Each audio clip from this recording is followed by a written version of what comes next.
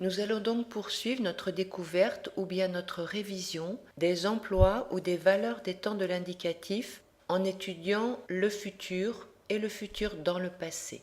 Pour le futur, on peut retenir 3 emplois essentiellement. L'emploi principal est pour une action à venir envisagée comme réelle, probable.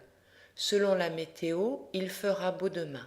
Ou bien, pour un exemple littéraire, dans un dialogue de Flaubert, l'éducation sentimentale, ah, ça se trouve bien, vous verrez là de ses amis, venez donc, ce sera drôle.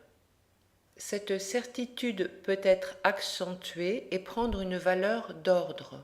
Eh bien alors, vous prendrez un logement près d'une autre. Cette certitude peut encore évoluer en valeur de généralisation. Par exemple, petit poisson deviendra grand pourvu que Dieu lui prête vie. Ou bien, pour un exemple littéraire, que le peuple soit plus moral et il sera moins pauvre. Enfin, le dernier emploi à retenir est l'idée d'éventualité. On aura frappé, ce sera ma petite fille qui m'apporte un pot de beurre. On s'éloigne de la certitude pour aller vers un emploi qui sera ensuite assuré par le conditionnel. Un exemple littéraire, il me semble qu'au moment où je sentirai la voiture s'élancer, ce sera comme si nous montions en ballon, comme si nous partions vers les nuages. Sais-tu que je compte les jours, et toi?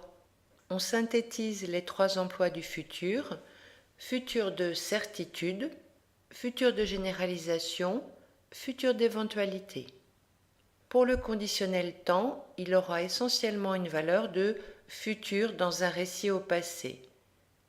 Il s'agit simplement d'une concordance de temps, d'un changement de temps pour énoncer une idée d'événement à venir. Un exemple, dimanche, je croyais que lundi nous n'aurions pas de contrôle. Un exemple littéraire, c'était le mois prochain qu'il devait s'enfuir. Elle partirait d'Yonville comme pour aller faire des commissions à Rouen. Rodolphe aurait retenu les places, pris des passeports et même écrit à Paris, afin d'avoir la malle entière jusqu'à Marseille, où ils achèteraient une calèche et de là continueraient sans s'arrêter par la route de Gênes.